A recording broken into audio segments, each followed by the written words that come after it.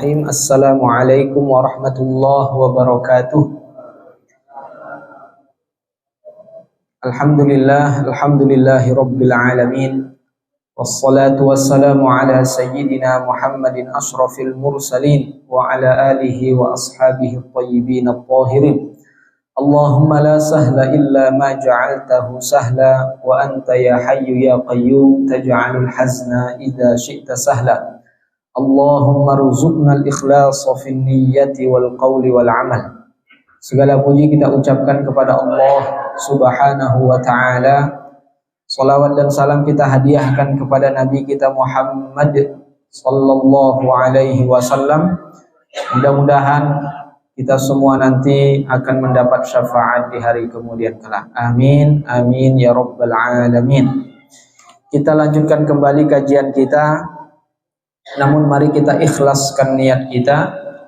Ikhlas karena Allah Ta'ala apa yang kita lakukan ini menuntut ilmu agama, mendengarkan kajian-kajian ilmu agama dengan niat ikhlas, yaitu semata-mata ini kita lakukan hanya ingin mendapat ridha dari Allah Subhanahu wa Ta'ala.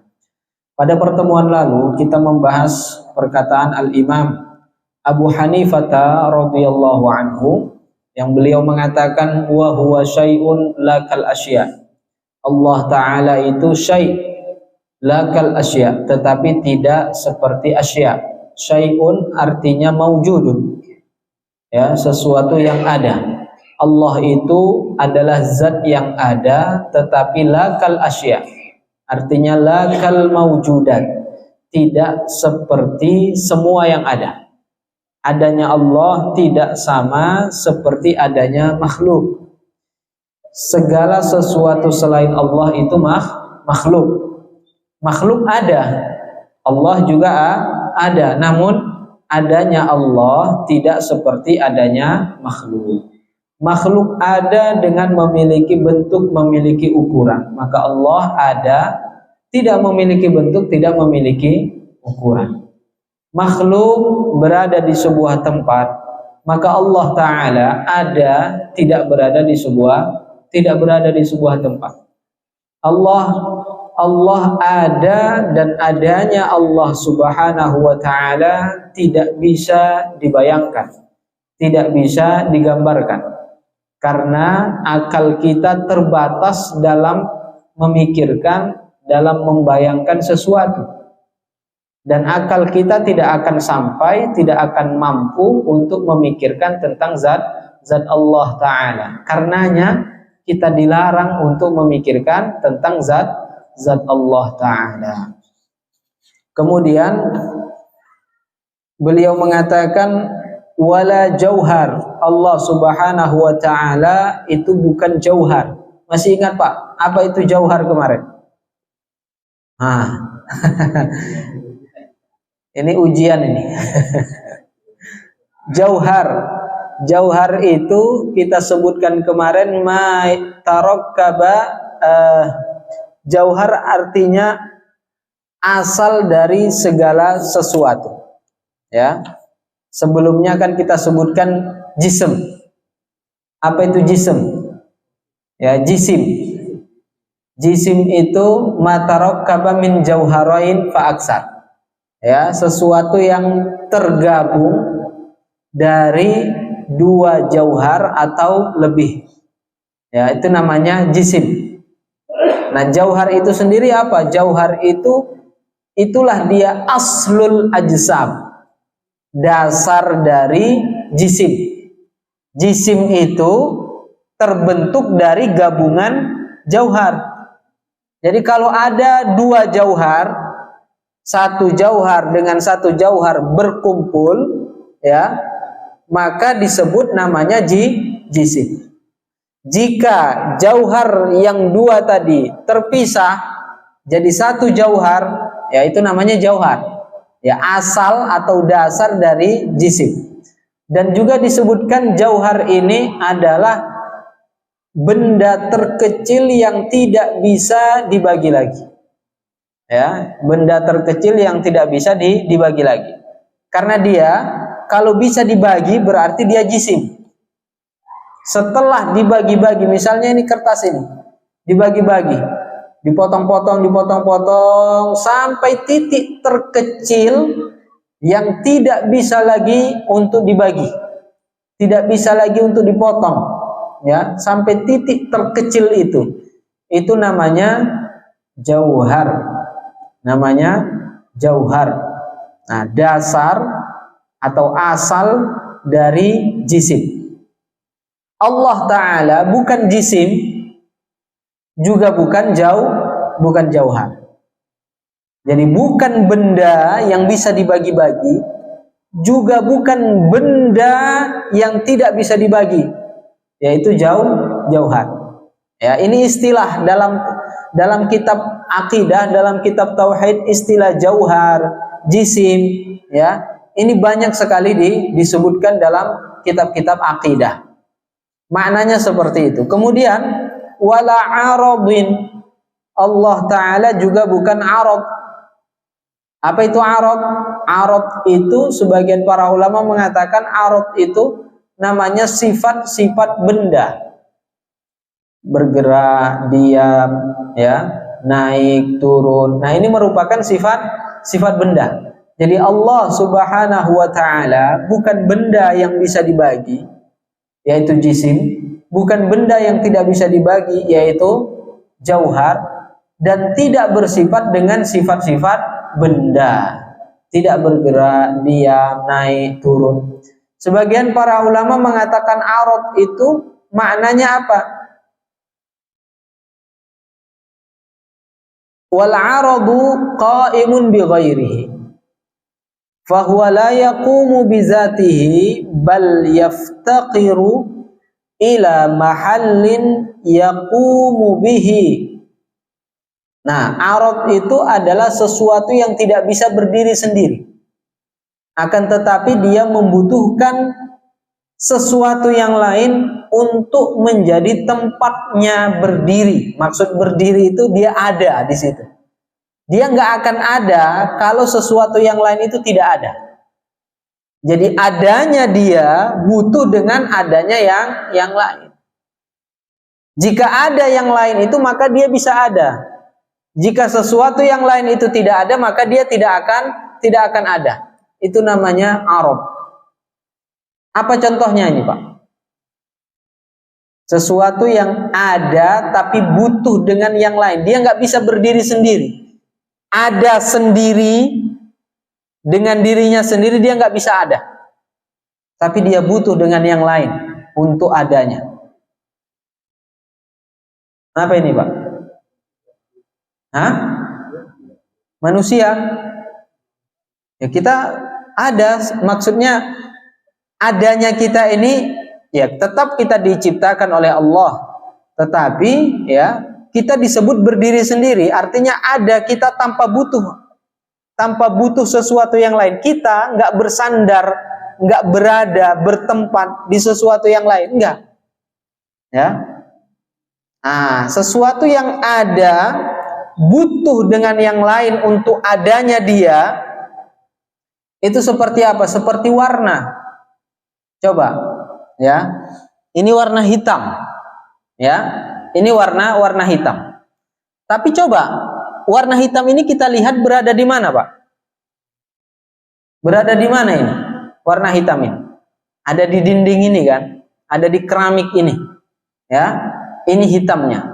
Tapi kalau nggak ada dinding ini, nggak ada keramiknya, hitam sendiri, bisa nggak berdiri sendiri itu hitam? Bisa nggak hitam itu ada tanpa menempel pada sesuatu yang lain? Bisa dia. Hitam tanpa berada di satu tempat, tidak akan bisa. Warna itu tidak bisa berdiri sendiri. Ini maksud berdiri sendiri. Dia warna, dia itu harus dia ada berada pada sesuatu yang lain. Kalau sesuatu yang lain itu nggak ada, maka dia nggak akan ada. Ini warnanya apa ini, Pak? Putih, ya. Nah, ibu-ibu nggak lihat nih. Ini warnanya putih, kertas. Kertas ini warnanya putih. Tapi kalau bisa nggak dipisahkan ini kertas dengan putihnya? kertas sendiri, putih sendiri. Bisa nggak dipisahkan, Pak? Nggak bisa dipisahkan. Kenapa? Karena putih ini butuh ya berada di satu tempat. Butuh dia dengan kertas ini untuk dia ada. Jadi dia nggak bisa warna sendiri dipisahkan, itu nggak bisa. Nah, itu namanya arad namanya. Disebut namanya arad. Jadi Allah Subhanahu wa taala bukan jisim, kertas. Misalnya, kertas ini disebut jisim. Bukan jisim seperti kertas, juga bukan arad. Bukan seperti warna yang menempel pada kertas. Tidak kertasnya, tidak seperti kertasnya, juga tidak seperti warnanya. Makanya sebagian para ulama menyebutkan dengan tegas Allah Subhanahu wa taala bukan warna. Nah, ini menyebutkan bukan arad. Kalau di sini kan nggak disebutkan, ya, arad itu seperti apa. Tapi sebagian para ulama dalam kitab mereka kemudian menjelaskan arad itu seperti apa. Ya, seperti warna, maka tidak boleh dikatakan Allah itu warna. Dan tidak boleh disebutkan Allah itu benda yang memiliki warna. Tidak boleh disebutkan Allah itu adalah benda yang memiliki warna. Katanya Allah itu ya seperti cahaya. Ya, cahaya punya warna putih misalnya cahayanya, atau cahayanya kuning, ya, atau cahayanya biru, merah. Ya, tidak seperti itu. Tidak boleh dikatakan Allah itu seperti cahaya. Tidak boleh juga dikatakan Allah Subhanahu wa taala punya bentuk, punya ukuran seperti manusia misalnya, ya, yang punya warna. Yang punya warna. Nah, ini namanya menyamakan Allah dengan makhluknya. Sehingga para ulama seperti Imam Abu Hanifah ini dengan tegas menjelaskan bahwa Allah itu laisa bijismin, bukanlah sebuah benda jisim, wala jauharin, juga bukan jauhar, wala arabin, juga bukan arab, bukan sesuatu yang menempel pada sesuatu yang lain. Jelas ini Pak ya, istilah-istilah ini sering ini diucapkan. Ya, tetapi kalau nggak dijelaskan seperti ini nggak ngerti. Ya, saya dulu di pesantren, ya, dulu di pesantren ini dipelajarin Pak. Cuman ya ketika itu guru nggak jelasin, cuman nggak tahu kita apa maknanya. Cuman tahu Allah bukan jisim, Allah bukan jauhar, Allah bukan arad. Sudah selesai gitu saja. Apa itu jisim, apa itu arad, apa itu jauhar, nggak ngerti. Yang penting Allah bukan jisim, Allah bukan jauhar, Allah bukan arad. Nah, ternyata maknanya dalam. Sehingga dengan demikian, ya, dengan kita mengetahui Allah itu bukan jisim, Allah itu bukan jauhar, Allah itu bukan arad, ya. Di sini dapat kita ketahui bahwa tidak bisa menyamakan Allah Ta'ala dengan sesuatu apapun, ya, dalam semua segi nggak bisa kita serupakan. Karena segala sesuatu itu kalau nggak jisim, jauhar, arad, ya. Kalau nggak jisim apa tadi? Gabungan dari dua jauhar. Berarti kalau nggak jisim, jauhar dia, ya. Kalau nggak jisim, jauhar.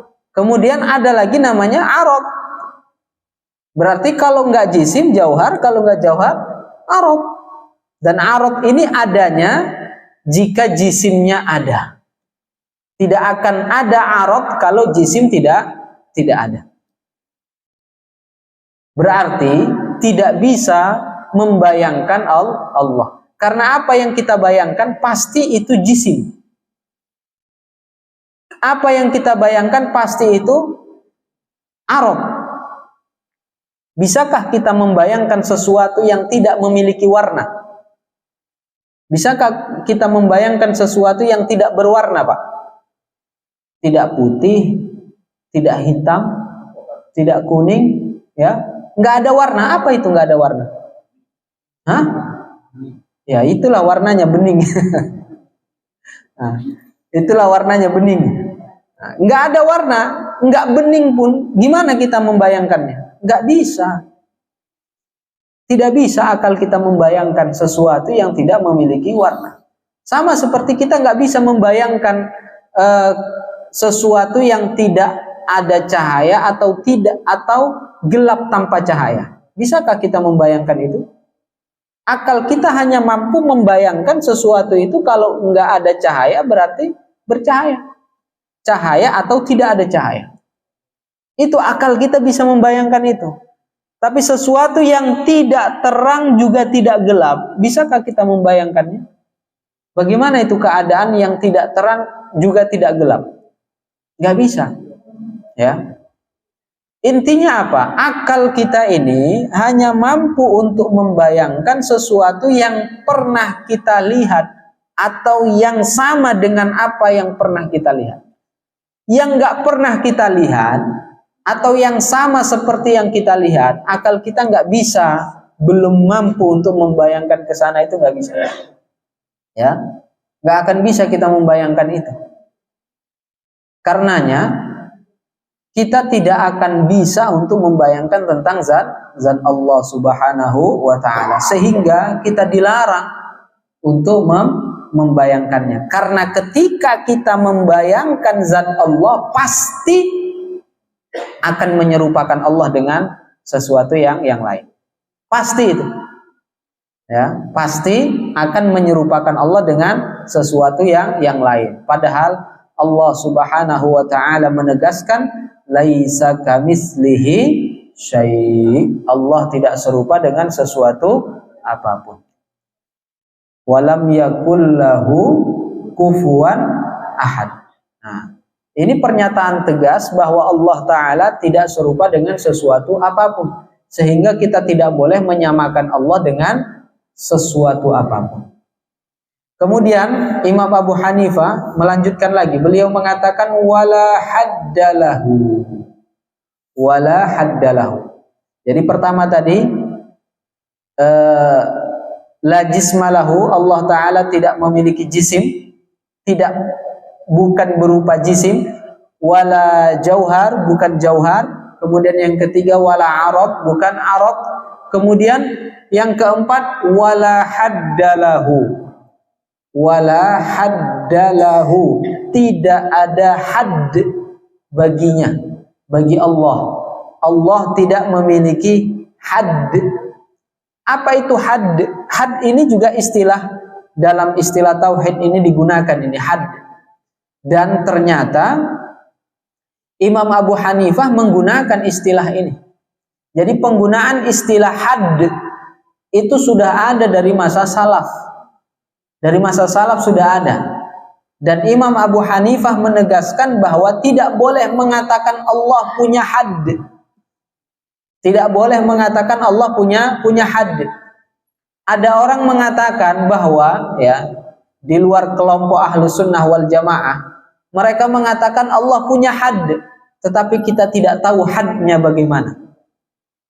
Nah, ini berarti berseberangan dengan pernyataan Imam Abu Hanifah. Imam Abu Hanifah mengatakan wala haddalahu, tidak ada had bagi Allah. Nah, apa itu had?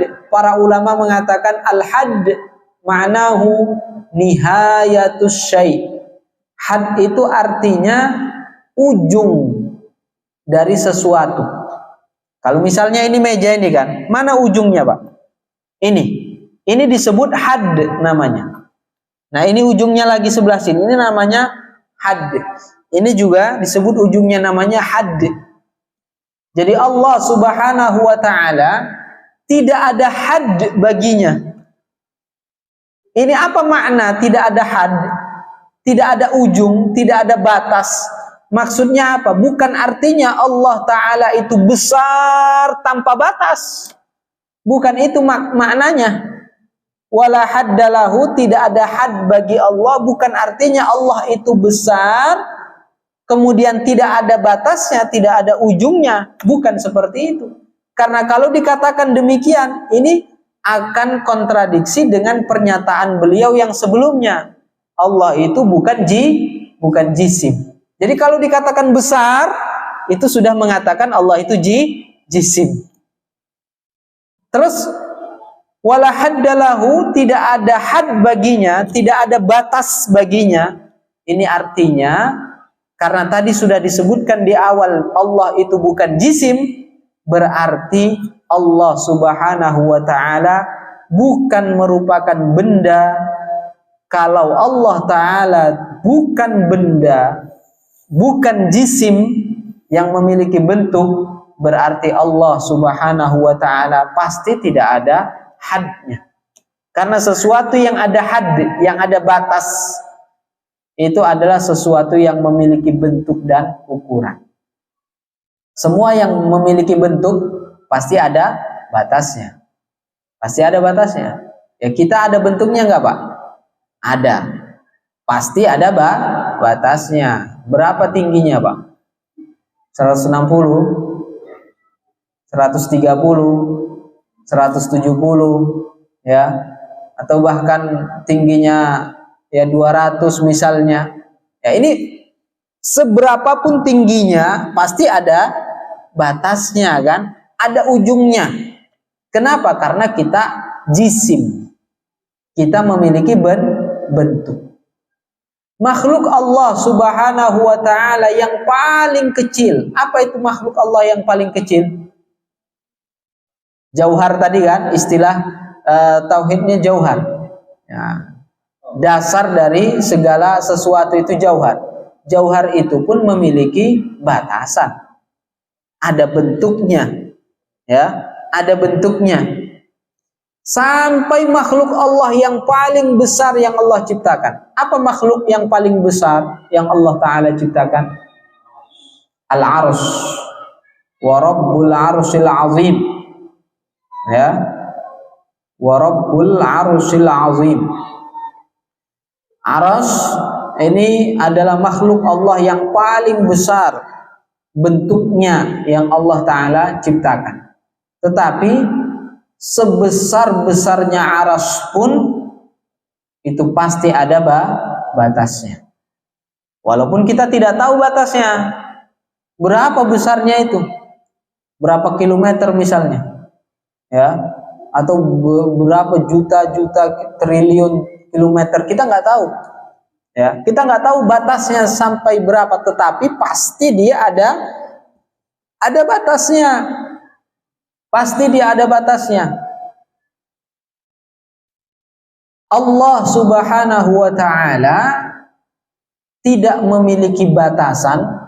Artinya bukan berupa benda, bukan jisim. Karena setiap jisim itu ada batas ukurannya. Makanya tidak boleh dikatakan Allah itu besar dan kita tidak tahu bentuk besarnya seperti apa. Tidak boleh dikatakan seperti itu. Ini sama saja menyatakan Allah itu sama dengan arasy. Arasy itu besar enggak, Pak? Besar. Berapa besarnya? Enggak tahu. Nah, kalau orang mengatakan Allah itu besar, besarnya seperti apa? Enggak tahu. Ini sama seperti dengan kita mengatakan arasy itu besar, tapi kita tidak mengetahui berapa besarnya arasy. Batasannya sampai di mana kita nggak tahu. Nah, kalau mengatakan Allah besar tapi kita nggak tahu besarnya seperti apa, berarti sama Allah itu dengan arasy, menyamakan Allah dengan arasy. Tidak boleh, ya, mustahil Allah Subhanahu wa ta'ala serupa dengan makhluknya. Allahu Akbar, Allah Maha Besar, maksudnya bukan besar ukuran. Allahu Akbar, Allah Maha Besar, artinya besar kekuasaannya, besar keagungannya, bukan besar ukuran. Jadi tidak boleh dimaknai atau dipahami bahwa Allah itu memiliki bentuknya besar karena dia mengatakan Allahu Akbar. Nah, ini salah pemahaman.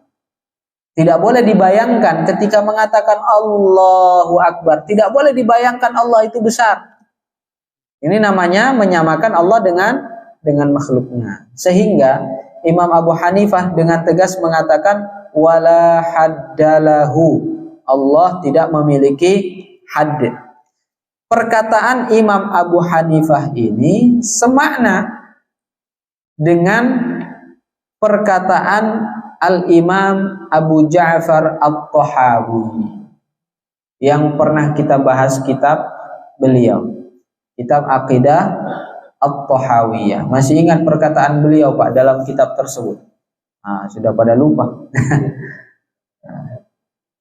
Ta'ala, beliau mengatakan ta'ala 'anil hududi wal ghayat wal arkani wal a'dha'i wal adawat la tahwihil jihatus sittu kasairil mubtada'at. Beliau mengatakan ta'ala. Ta'ala artinya maha suci. Siapa yang dimaksud maha suci di sini? Allah. Ta'ala maha suci Allah 'anil hudud, dari hadd. Al hudud jamak dari hadd. Ya, maha suci Allah dari batasan-batasan. Berarti Allah Subhanahu wa taala bukan benda yang memiliki batasan, memiliki ukuran. Ta'ala, maha suci Allah. Maha suci maksudnya tidak seperti itu. Ya, ini artinya maha suci. Maha suci artinya bukan seperti itu Allah, bukan hudud. Maha suci Allah dari al-hudud. Ya, maha suci Allah dari memiliki batasan-batasan. Ta'ala 'anil hududi wal ghayat, dan juga daripada al-ghayat. Ini semakna dengan hudud tadi, ya, batasan-batasan.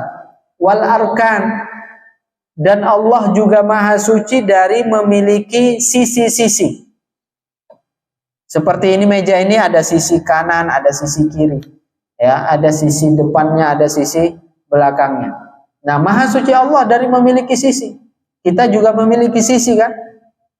Ada sisi kita, ada sisi kanan, sisi kiri, depan dan belakang. Maha suci Allah dari seperti itu. Wal a'dha, dan maha suci Allah dari memiliki anggota tubuh. Tidak dikatakan Allah Subhanahu wa taala memiliki tangan seperti tangan anggota tubuh. Tidak dikatakan Allah memiliki kaki dengan makna anggota tubuh. Tidak dikatakan Allah punya kepala, anggota tubuh.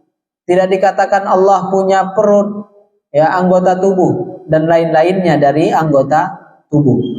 Wal adawat, dan tidak dikatakan atau maha suci Allah dari memiliki anggota tubuh yang kecil. Al adawat ini anggota tubuh kecil seperti apa? Seperti lidah. Ini anggota tubuh kecil namanya. Tidak dikatakan Allah Subhanahu wa taala memiliki anggota tubuh yang besar seperti tangan, kaki, kepala, ya. Tidak juga seperti anggota tubuh yang kecil seperti lidah. Ta'ala 'anil hududi wal ghayat wal arkani wal a'dha'i wal adawat la tahwihil jihatus sittu. Allah Subhanahu wa taala tidak diliputi oleh arah yang 6, tidak berada diliputi oleh arah yang 6. Kasairil mubtada'at, seperti layaknya makhluknya. Kita makhluk diliputi oleh arah yang 6. Apa itu arah yang 6? Depan, belakang, kanan, kiri, atas, bawah. Berapa itu semua, Pak? Ada 6. Adakah arah yang lain selain yang 6 ini? Nggak ada kan? Arah itu ya 6. Depan, belakang, kanan, kiri, atas, bawah. Nah, Allah Subhanahu wa ta'ala tidak seperti makhluknya. Makhluk yang diliputi oleh arah yang 6. Dimanapun kita berada, pasti ada arah yang 6 tersebut yang meliputi kita. Kita lagi di bumi, ya, kita diliputi oleh arah yang 6. Kalau seandainya kita bisa naik ke langit, seandainya Pak bisa, ya, Mas Ahmad katanya bisa, ya, mungkin saja, Nabi Muhammad bisa naik ke atas langit. Ya, mungkin, artinya mungkin, cuman ya wallahu a'lam. Nah, wallahu a'lam bisa atau enggaknya. Mungkinnya mungkin, bukan mustahil. Kalau seandainya kita naik ke atas langit, ya, atau kita ke bulan, atau kita ke matahari, terpanggang di atas matahari, ya, sampai ke atas sana, diliputi oleh arah yang 6 tidak Pak? Tetap diliputi oleh arah yang 6, dimanapun kita. Bukan hanya di bumi kita diliputi oleh arah yang 6, di atas langit pun kita diliputi oleh arah yang 6. Nah, Imam Abu Ja'far At-Tahawi dalam kitab akidahnya menyebutkan Allah la tahwihil jihatu situ. Allah tidak diliputi oleh arah yang 6. Berarti Allah tidak di bumi. Kalau di bumi berarti diliputi oleh arah yang 6. Tidak juga di langit. Kalau di langit juga diliputi oleh arah yang 6. Ada orang mengatakan bahwa Allah di langit tetapi tidak ada arah di langit. Tidak ada arah yang 6 di langit. Gimana tidak ada arah yang 6 di langit? Sementara langit itu berada di mana Pak? Di atas apa di bawah? Di atas, berarti berada di sebuah arah. Langitnya saja sudah berada di sebuah arah. Kok dia mengatakan langit itu di atas langit tidak ada arah katanya. Ketika kita mengatakan di atas, berarti dia sudah berada di sebuah arah. Nah, kata-katanya berarti tidak bisa diterima akal. Dia mengatakan Allah ada di atas langit, tetapi Allah tidak berada di sebuah arah. Jadi dia ingin menggabungkan pemahamannya dengan pemahaman Abu Ja'far At-Tahawi. Imam At-Tahawi mengatakan Allah tidak diliputi oleh arah, tidak diliputi oleh arah yang 6. Sementara dia meyakini Allah ada di atas langit. Nah, kemudian dia mengatakan Allah ada di atas langit, tetapi tidak berada di sebuah arah. Ini gimana? Ketika dia mengatakan di atas, itu sudah mengatakan Allah ada di atas kan gitu, berada di sebuah arah. Kemudian bagaimana kemudian dia bisa mengatakan Allah di atas langit, tetapi tidak berada di sebuah arah? Paham maksud saya Pak kan? Nah, ini kata-katanya tidak bisa dicerna oleh akal yang sehat. Nggak mungkin kata-katanya itu sudah tidak tepat. Makanya para ulama mengatakan Allah tidak di bumi, tidak juga di langit. Lantas bagaimana? Tidak di mana-mana. Tidak di bumi, tidak di langit, tidak di dalam bumi, tidak di luar bumi. Ya. Allah Subhanahu wa taala ada tanpa tempat. Gimana itu? Sesuatu yang ada pasti bertempat kata mereka. Kalau nggak ada tempatnya berarti nggak ada. Itu kalau dibandingkan dengan makhluk. Tetap ketika kita mengatakan Allah ada tanpa tempat, Allah ada tanpa arah, ini bisa dicerna oleh akal yang sehat. Coba, sebelum Allah Ta'ala menciptakan bumi, apakah dikatakan Allah di bumi? Allah ada tanpa bumi, tidak di bumi.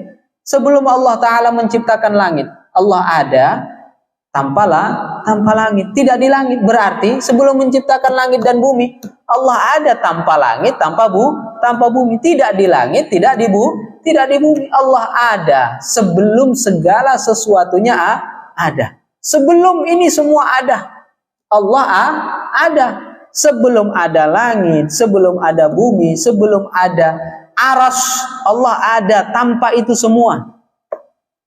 Dan sebelum adanya tempat dan arah, Allah ada tanpa tempat dan arah. Ketika itu kita terima oleh akal pikiran kita. Setelah Allah menciptakan itu semua, ya, Allah tetap ada tanpa tempat dan tanpa arah. Tempat dan arah itu adalah makhluk ciptaan Allah. Kapan Allah Ta'ala ciptakan tempat dan arah? Ketika Allah Ta'ala menciptakan makhluk pertama. Makhluk pertama yang Allah Ta'ala ciptakan adalah al-arsh, al-ma. Ya. Para ulama mengatakan arsh itu ya diciptakan di atas air, itu hadisnya. Wa kana arshuhu 'alal ma. Arsh itu berada di atas air. Maksudnya para ulama mengatakan bahwa maksud hadis tersebut Allah Ta'ala menciptakan air kemudian baru menciptakan arsy. Jadi makhluk pertama adalah air yang Allah Ta'ala ciptakan. Ketika Allah menciptakan air, makhluk pertama itu, disitulah Allah Ta'ala juga menciptakan tempat dan arah. Ada makhluk, ada tempat dan ada arah. Allah Ta'ala ciptakan makhluk, di situ Allah Ta'ala juga menciptakan tempat dan arah. Sebelum ada makhluk berarti belum ada tempat, belum juga ada arah. Allah ada sebelum adanya makhluk berarti Allah ada sebelum ada tempat dan arah. Allah ada tanpa tempat dan tanpa arah. Setelah Allah ciptakan makhluk, Allah tidak butuh dengan makhluknya. Allah tetap ada tanpa butuh dengan makhluknya. Allah ada tanpa tempat dan tanpa arah. Diterima akal nggak ini, Pak? Masuk akal nggak ini? Masuk akal akidah ini. Yang tidak masuk akal, mereka mengatakan Allah ada di atas langit. Berarti Allah Ta'ala ciptakan langit, kemudian Allah butuh dengan langit tersebut untuk dijadikan sebagai tempatnya, berada di atas langit tersebut. Nah, sementara Allah Ta'ala tidak butuh dengan makhluk ciptaannya. Baik, ada yang ingin ditanyakan ini? Silakan. Ya. Baik. Ngalah dulu Pak ya. Iya, silakan Bu. Silakan Bu.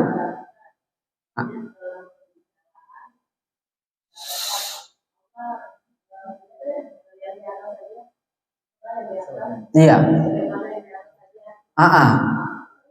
Iya benar. Sebagian orang mengatakan begitu Bu, ya. Iya, baik. Perkataan terserah yang di atas ini, perkataan yang seperti ini terkadang sebagian orang atau kebanyakan orang meyakininya, tidak meyakini kalau Allah itu ada di atas. Kebanyakan orang mengatakan terserah yang di atas, maksudnya terserah yang maha kuasa. Biasanya begitu.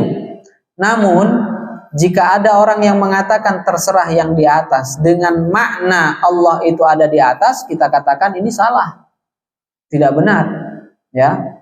Karenanya, ya, kita kan khawatir. Ada kekhawatiran kita nggak Bu di situ? Ada kekhawatiran kita. Mereka orang-orang yang nggak belajar ilmu agama, ya. Kita khawatir mereka salah paham. Ketika dikatakan terserah yang di atas, nah, khawatir kita mereka meyakini Allah itu ada di atas. Nah, karenanya sebaiknya bagi kita yang mengetahui, ya, kita hindari kata-kata tersebut. Ya, terserah Allah Ta'ala yang maha kuasa. Kenapa harus pakai di atas gitu?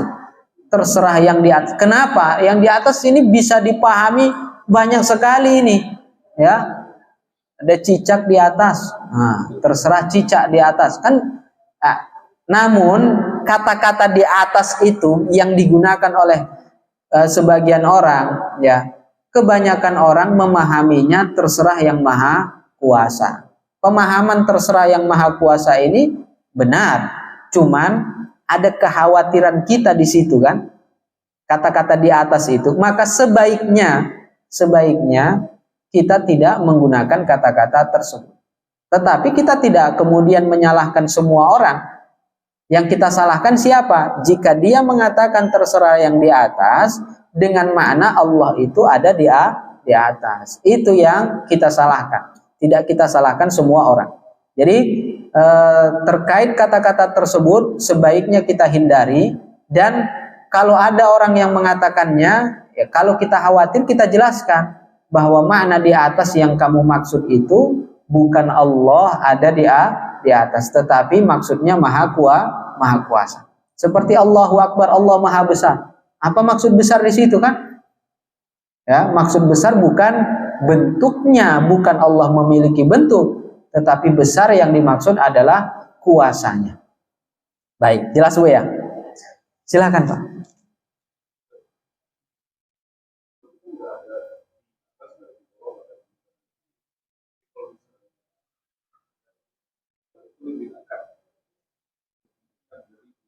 Iya.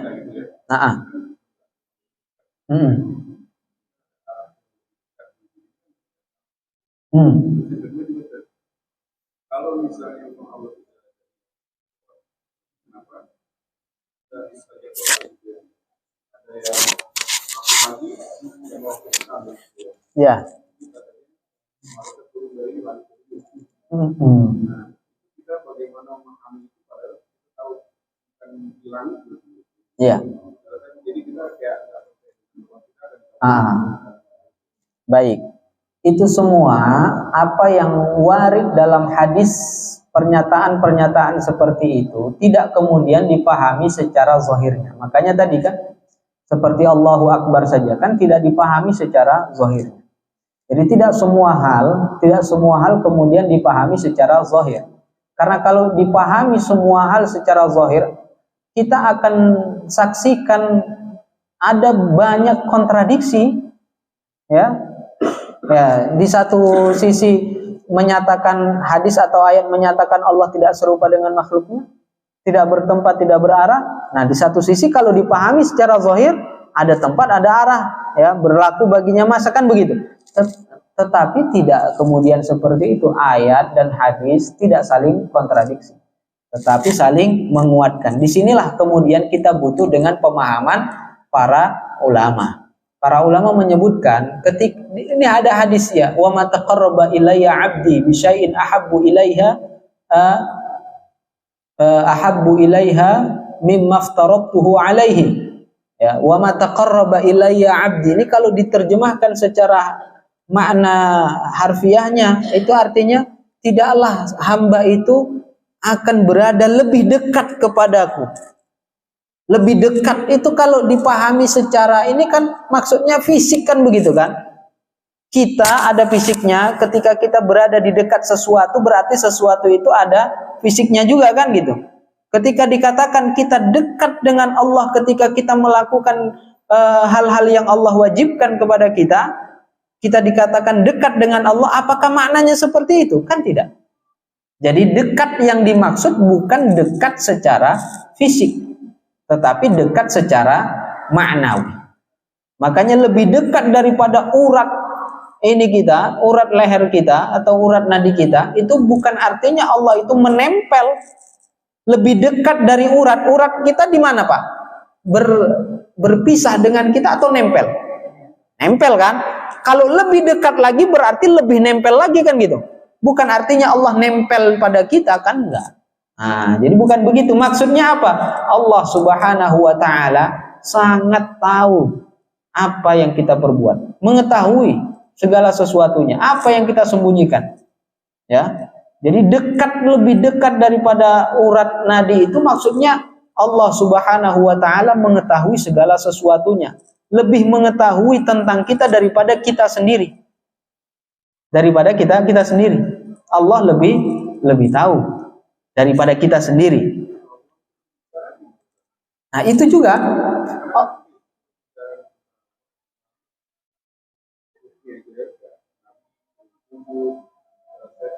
Nah, dalam Al-Quran juga disebutkan wa kallamallahu Musa taklima, kan begitu kan. Allah Subhanahu wa taala itu bersifat dengan sifat kalam, menunjukkan kalamnya Allah kepada Nabi Musa.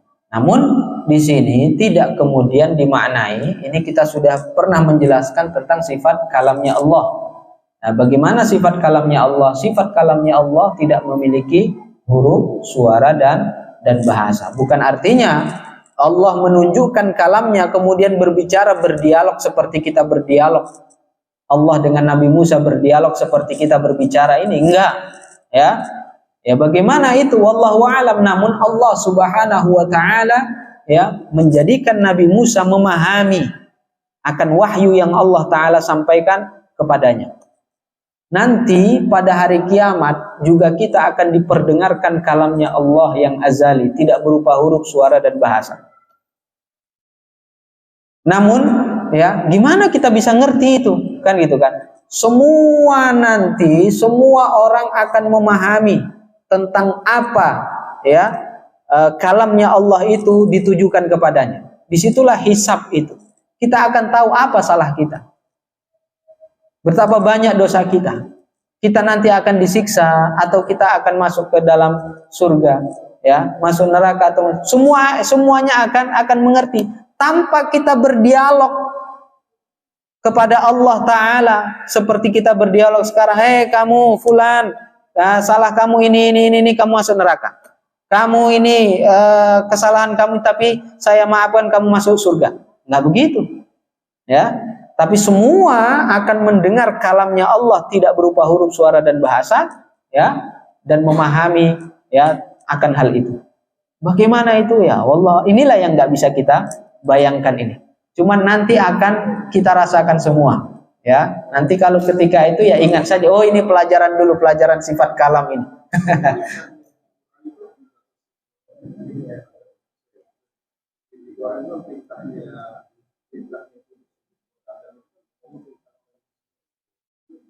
Iya, itu maksudnya wahyu, ya, kalamnya Allah tidak berupa huruf, suara dan bahasa.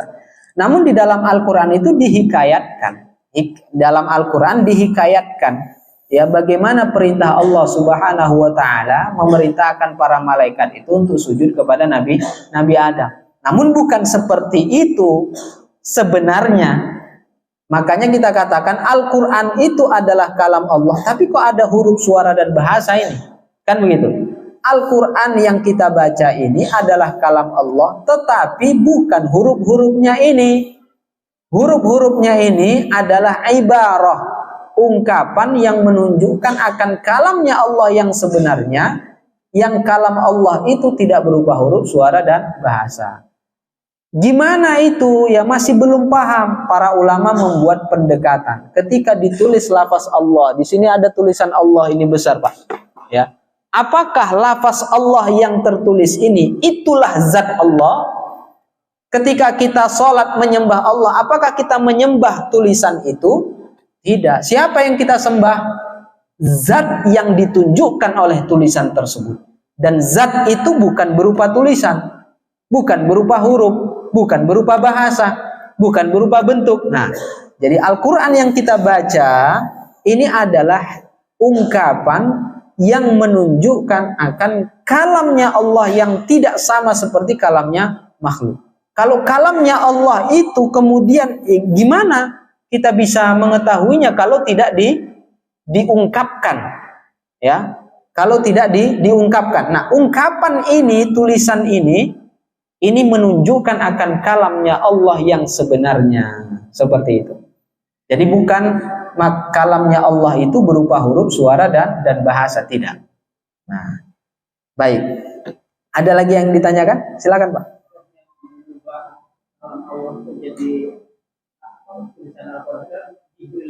Nah, bukan Jibril yang mengubah, bukan.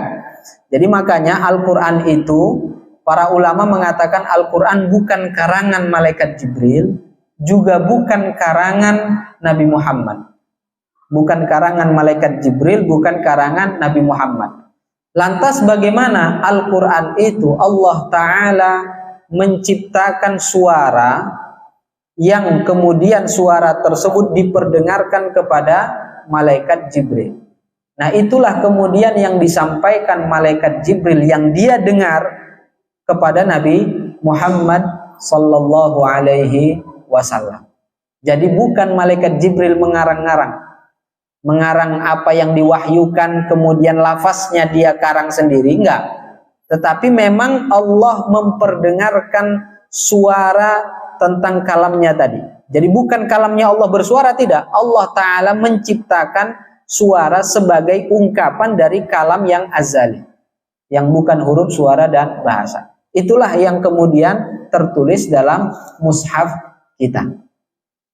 Nah, makanya jelas Al-Quran itu bukan karangan malaikat Jibril, juga bukan karangan Nabi Muhammad sallallahu alaihi wasallam. Ini bedanya Al-Quran dengan hadis. Ya, kalau hadis wahyu yang Allah Ta'ala sampaikan kepada Nabi Muhammad melalui malaikat Jibril, namun lafaznya itu apa yang beliau pahami, beliau ungkapkan. Bukan lafaznya yang dia dengar dari malaikat Jibril langsung, malaikat Jibril mendengarnya dari suara yang Allah Ta'ala ciptakan. Bukan. Nah, jelas Pak ya? Silakan.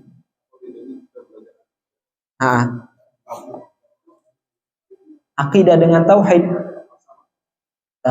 sama.